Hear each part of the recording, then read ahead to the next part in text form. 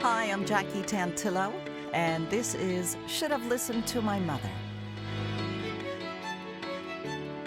I always like starting off my podcast with a big thank you to all of my listeners and supporters. And if you can, always share and like the podcast. It's a pleasure for me to be here and every week meet somebody new. And coming soon will be all my podcasts. They'll be available on my Should Have Listened to My Mother YouTube channel. So I'll get that link out to you guys as well. This week's guest describes himself as the grandfather of baby sign language and child development researcher who's interested in early learning strategies for young children. He's committed to teaching parents and young babies easy communication tools, and he's the author of several baby sign language books.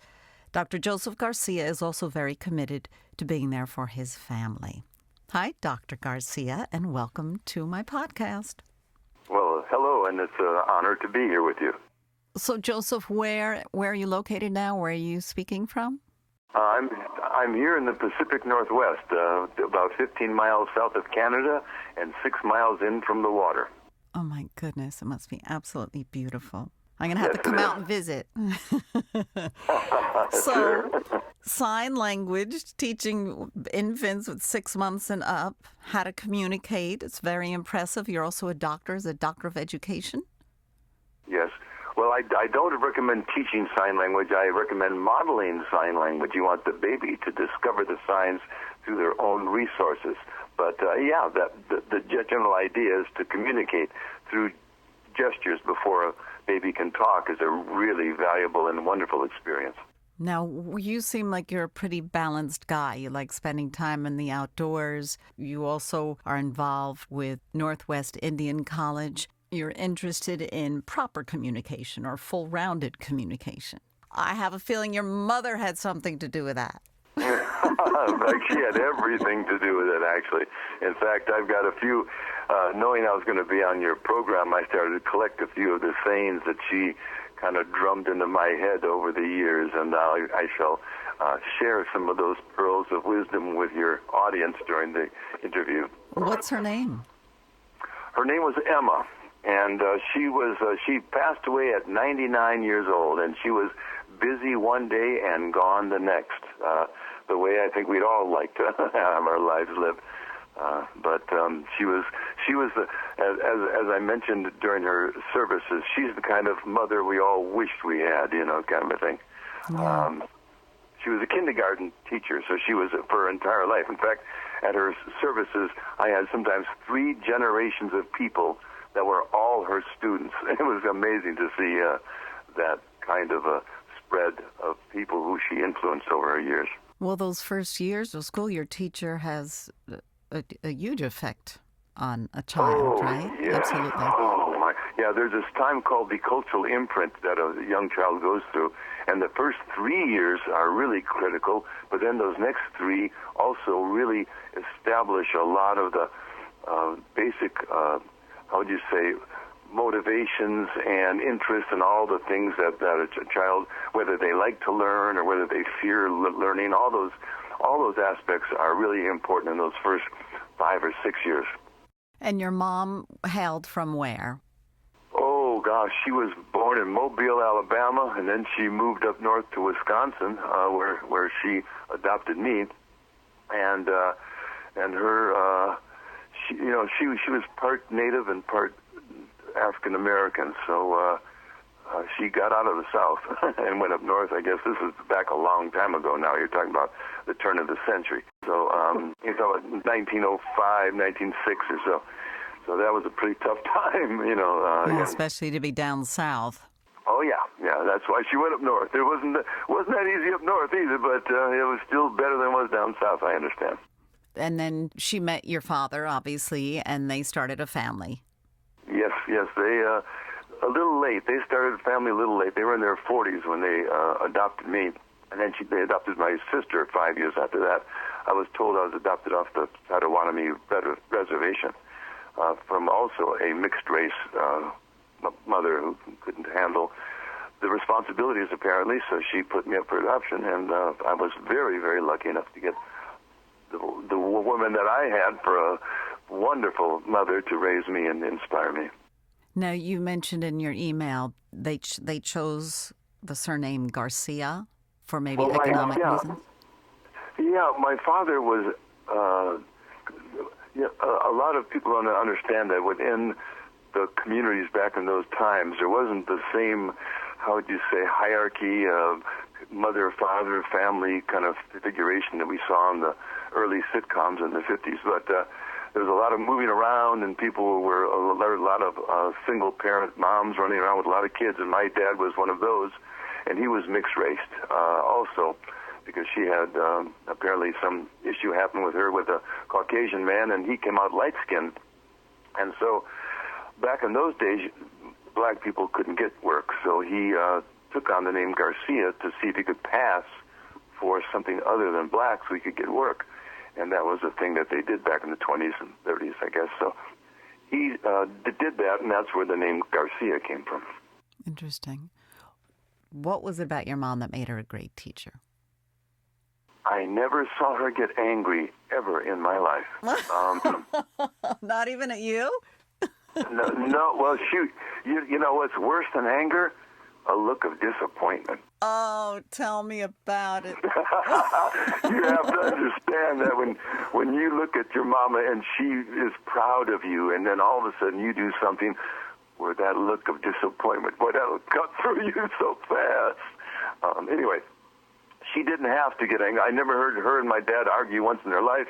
They always would discuss things and disagree on things, but they would always do it in a very, conversational fashion, at least around us. Look, who knows what happened? We're gone. But anyway, but no, she just was really kind and gentle. And again, she would just repeat these little phrases from time to time to express to me that this is the way the world is. She used to tell me all the time, son, you're going to have to do twice as much to get half as far. Now, a lot of children hear that from especially people from my community, because it was tough during those times in the 50s. And, you have to do twice as, you have to get better grades, you have to do everything better, because it's going to be a struggle all the time. So I heard that 1,000 times. Oh, you have to do twice as much to get half as far. So go ahead and just deal with it. Do you think that you did work twice as hard? Well, no. I mean, I guess compared to me, it's all perspective. My friends tell me that I do twice as much in the morning than most people do all afternoon. But that's just my nature. I like to do things. One of the phrases that my mom used to say, moss does not grow on me. And I don't want any of it to grow on you either. So it was her way of saying, don't be a couch potato. Get up and do something. My dad made me learn 4 instruments: one string, percussion, wind, and a piano. So either you're practicing music, you're out doing chores, you're doing something all the time. There is no just sitting around usually, because there's always something to do. And I guess when you start seeing that pattern in your life, and your parents example that pattern, you just think of it as the way life is. It's not stressful or hard or anything. It's the way it is, So. Did you grow up in a rural area? No, urban, right across from the projects. I was. We didn't live in the projects. There was a street across from it, but I hung in the projects because that's where we lived. There's inner city parts. I was raised in Milwaukee. And it was definitely in the urban part of town. And then I lived in Inglewood out at L.A. for middle school, and first Watts, and then we moved to Inglewood, and then back to Milwaukee again, and then I cut out after that and went up to the Army and went over to Europe. And from there, I could never go back to a big city once I was out in the world. I had to come back and do something new. Did you move around for work for either of your parents, or just? No, I was able to stay in Wisconsin pretty much up until I was 18, until I went off to college I went to 2 years of college, first MIT, then Stout, University of Wisconsin Stout, and then Milwaukee Institute of Technology. They changed the name to MATC, I think, after that. So kind of a joke among all of us guys. I went to MIT, but this is the wrong one. But anyway, no, I went to community college first, then I went to, because my grades weren't that good, I kind of fooled around in high school quite a bit. And then I went to University of Wisconsin, and from there I went off to the military, and before you knew it, I was back out of the Army. I was lucky enough to eventually be on the ski patrol in the Alps, and that turned me on to living out in the mountains and getting involved, like you said, with dog sled machine and mountain climbing and skiing, snowboarding, all that stuff. Yeah, I can hear your dog in the background. Is that how many dogs do you have now? No, I don't have a dog team anymore. I just my daughter adopted a rescue dog and then went off to college, and so now I have a dog again. Now you have another dog. So I noticed that you kind of briefly mentioned a minute or so ago that you messed around in high school. How did your parents handle that? Well, she would look at me and say, "Son, I know you can do better. You have to decide to do that." And then she would walk away. And again, I'd rather. So I didn't. I mean, I graduated high school in the time frame, but I didn't. I would get an A in one class and a D in another. And sometimes the A class was a hard class, and the D class was something like. I just wasn't into some of the stuff they were teaching or trying to teach back in the. You have to understand the curriculum was not very progressive back in the 50s. It sounds like one of my sons. He'd do terribly in gym or health and then get A's in all the hard classes. Sure, yeah. And if your girlfriend happens to be in a different lunch hour than you are, I mean, you're going to get an F in that class no matter what. Just back in those days, you skip classes, you do stuff. I mean, it was back in a time when no one really. First of all, children of color weren't directed towards college-educated classes. They were just given all of the, we used to call the bonehead courses and all the shop classes and all that, which to me benefited me because I learned how to build houses and all kinds of good things. But at the same time, I was not given any AP classes or college prep classes, so I had to make up all that at community college afterwards, which I did. But it wasn't that I couldn't do it; it's just I didn't want to. It was an attitude thing, probably. Yeah. And a lot of young people feel that, they don't see the relevance to what they're doing now as to what's going to happen in the future. Yeah, absolutely. So was it because you had the support of two parents at home, you think, that and the balance and the grounding maybe that you at least took advantage of your shop class where a lot of kids would just go blow it off? Yeah, I suppose. Well, my dad was gone a lot because he was trying to transfer out to California, so he left for a year to work for Greyhound, and they made you transfer from city to city to city to get out to a place. So he was gone for a year, and that was just, my mom was a single parent for about 2 years there, 2.5 years. And that was during my middle school and first year of high school. So the result of all that was that I was not wild, but, I definitely was a challenge, I'm sure. And again, school wasn't as important as my social life at the time. So my grades suffered. But again, once I didn't want to get that disappointed thing, so I hung on enough to get by, but I didn't really assert myself at all. Well, it seems like you certainly made up for that now. Well, yeah, I'm sorry. I felt like I could go back and do it over again. I'll tell you what, it took me 12 years to get a BA because I didn't even know what I wanted. I used to go from college to college and say, well, I don't want to do that. No, that doesn't. I started in psychology, and every 6 years some new philosophy would come by, and they'd trash the old stuff. I go, no, I don't want to learn something that becomes obsolete in a year or two. And I would look at engineering and things, but I didn't want to sit in an office and just design things. So, I just went through different things, and I thought, and the biggest thing is that I was exposed to young children who were disabled or other-abled, as I used to call them. They could sign, and they could understand, hear music much better than I could. So anyway, I was open to the idea of education and learning other culture things, and I did. I learned some sign language just out of curiosity. I had friends who were deaf, so I learned sign from them rather than going to a class, and was absorbed into the deaf culture and learned sign language sort of from native signers as if I was deaf. In fact, I even put earplugs in my ears one summer and just hung with all my deaf friends a lot and just became deaf and learned it that way, and that really helped me understand the importance of the cross-cultural. What is the correct terminology? Is it hearing impaired? Is it hearing disabled? Is it deaf? What's the correct terminology? Within the deaf community, we refer to each other as deaf, and some are verbally deaf, people who can speak but are still deaf. Hearing impaired, we don't say we're sight impaired, it's usually better just if a person is in the deaf community, then they're in the deaf community. They're deaf. They're deaf people. It's not so much hearing impaired. If you don't call someone hard of seeing, so hard of hearing. There's a bunch of these terms that just have sprung up that people just don't know how to express that idea, that concept. But anyway, it's the deaf community, deaf people, DEAF. Right. I just don't want to offend anybody.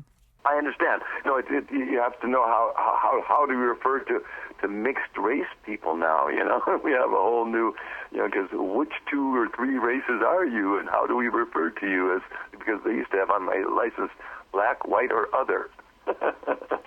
So we had to decide: are you black, white, or other?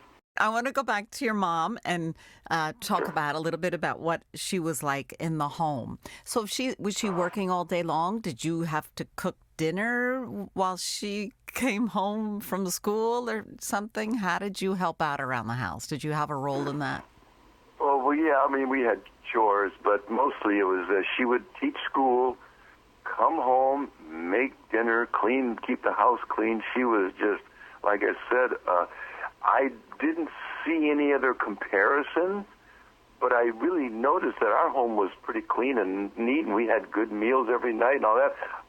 I go to my friends' places, and their place wasn't so clean, and someone would throw a hot dog in a bucket of, in a pan of water or something once in a while. It wasn't quite the same. So I guess that I lived in a very, very, what I would consider privileged environment as far as I had a mother who would work all day, come home, make dinner, keep the house clean, and just probably work. That's why she lived to be 99. She didn't have time to die. That's a great way of looking at it. She used to say, I said, Mama, because then she had to go and correct papers, when she was all done cleaning the house at night. And I would help wash dishes. My sister and I would take turns wash dishes. Sometimes I think we made more work than help. But and I would scrub the floor once in a while and do a little bit of cleaning. But I was never required to do it. They told me, no, you practice your music now, or you go do your homework. Because I went to a school where they had lots of homework in grade school. So we had maybe 2 hours of homework every night at least. So that was, again, twice as much to get half as far. So, and she used to say to me all the time, she says, well, son, I'm too old to be polite. I'm going to tell you the truth. And I remember she would say that a lot to me. So I'm going to start using that because I'm getting a little older now, so I can start saying that to my people at work. I'm sorry, I'm too old to be polite. I'm going to tell you the truth. No more beating around the bush. Save the time. That's right. Time is too short. Like Mama used to say, she said, well, I'll rest when I die. That's what she told her. Emma, you should take a vacation. Oh, no, I'll take a rest when I die. She sounds wonderful. Oh, amazing woman. But I didn't realize it until that's the thing about these wonderful people in our lives. When they're gone, all of a sudden, oh my gosh, wow, just what did we have? Amazing.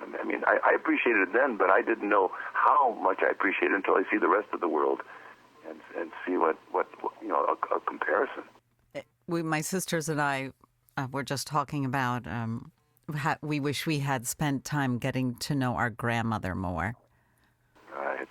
And she was Italian. She came from Italy. She was in this arranged marriage. And we spent a lot of time with her, but we never really got to know her. Her cooking was amazing and all that. So, yeah, I think a lot of people have those regrets. But you know what? I think we'll have an opportunity to meet up with them again. Yeah, well, not only that, but also being aware of that will hopefully make you, I'm going to reach out and just spend a little bit more time with Auntie so-and-so or Uncle so-and-so just because they're still here. That's so the truth. Yeah. Now, I wanted to ask you, did your mom have a favorite meal? Did you have a favorite meal that your mom used to cook? She used to complain that all I ever liked was eggs, hot dogs, and peanut butter and jelly. And, as a young kid, you just, and so, but she'd cook all kinds of things for me, but mostly I would eat peas and corn. I wasn't into asparagus. She would have Brussels sprouts, all kinds of good, greens, collard greens, all kinds of good stuff, but and I wasn't into a lot of that stuff growing up. Not until I got older. When I got to be an adult, in fact, I went meatless for about 20 years there, and then I finally sort of found a good balance between a little bit of fish and some meat and good vegetable diet and all that kind of thing. You said she was originally from Alabama. Did she have a lot of Southern influence in her life? Your maternal grandmother? Probably, but I think she tried to conform with what was going on up there in Wisconsin. We had a lot of meat and potatoes, and just, like I said, whenever we went down to visit people in Okmulgee, Oklahoma, and other places, Tulsa and Chandler, other places, she had some people, and we go to East St. Louis. She had some people there, and then we go out to California. They would have dishes and meals, and I'll tell you what, we went place, and they were making chitlins, and I don't want to be near that place again for the smell of those chitlins just drove me about crazy. Because I just wasn't used to it. I didn't grow up around it. Chitlins and a hosta bagoo is what they and all these meals that they ate when we were visiting my mother's people, and I remember the smells were not what I was used to up in Wisconsin. Did you ever get to know your mom's mom, Emma's mother? Oh yeah, no. She was she outlived everybody, so we only had a short glimpse at her people before they're all dying off, because she was already in her 40s, and before I was aware of things, that she was already in her 50s. By that time, most of her people were gone, so we didn't have much of that. How old was she when she retired from teaching? Oh my gosh, she was in her 80s when she retired. She was wow. Oh yeah, she's taught at private schools down in Los Angeles, or in Claremont, California, right near the Claremont College. There was a small private school that they Is that the Seven Sisters School? That's beautiful. I don't know, but it was a private. I don't remember the name now. It's been a while, but she taught. In fact, like I said, just when I went to her services, I pictured a 99-year-old woman would have 6 other elderly people sitting in a row, and they had a church choir there singing for her, and this place had at least 450, 500 people in it, standing along the walls. The place was full. And I said, who are these people? These are all people she had influenced throughout her life that flew in from all over the country to pay homage to her. And I couldn't believe it. To Emma. Yay. How wonderful. Yep. And in fact, because of that, I adopted a little girl, too. And she's now off to college in her second year. And she left the dog with you. Exactly. She adopted a dog and left it. But you know what? This is something that my mom used to say. She says, son, don't pick something up before you have a place to put it down. And that's not just stuff. That's people. That's things in your life. That's everything. Don't pick something up till you have a place to put it down. And do you remember a particular instance when she used that? Oh, well, just in general, if you pick something big up and you go walk and you go find a place to put it down, you have to walk around looking for a place to set it down, of course.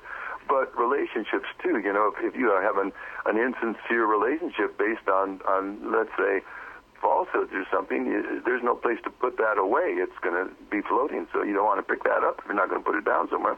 Oh, you should write a book about her with her sayings. Oh, yeah, well, there's a stack of them here. One of them I used to love is that, you always have to do something before you can do something else. And there's always something. And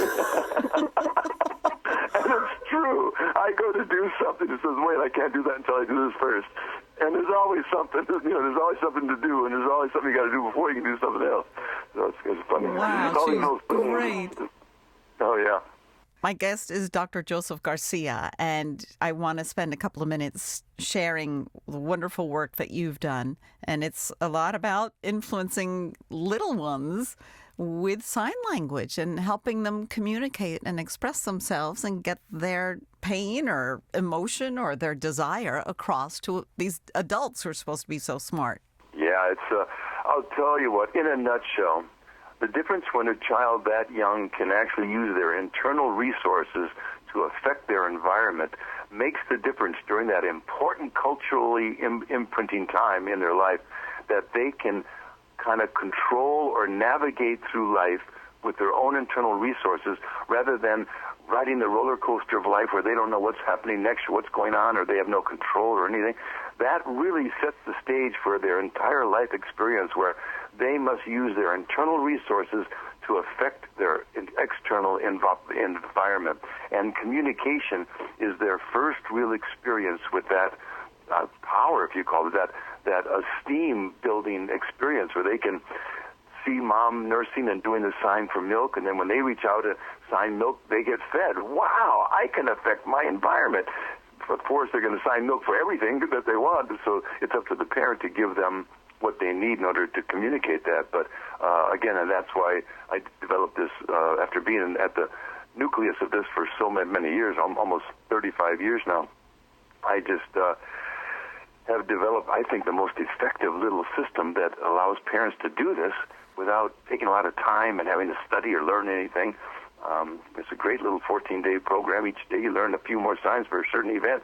Boom, before you know it, you're communicating with your child and modeling all these signs, and eventually your child reaches up and starts communicating back to you, and it's so cool. It's really the videos, and I did a lot of research before speaking with you, and it's just magical seeing not only the baby's face and reaction, but the parents as well. It's pretty great. So you've written 14 Days to Baby Sign Language, as well as Dr. Joseph Garcia's Complete Guide to Baby Sign Language and Fingerspelling Book. It's a fingerspelling book. And you can get all of this information and more about Dr. Joseph Garcia on his website at drjosephgarcia.com.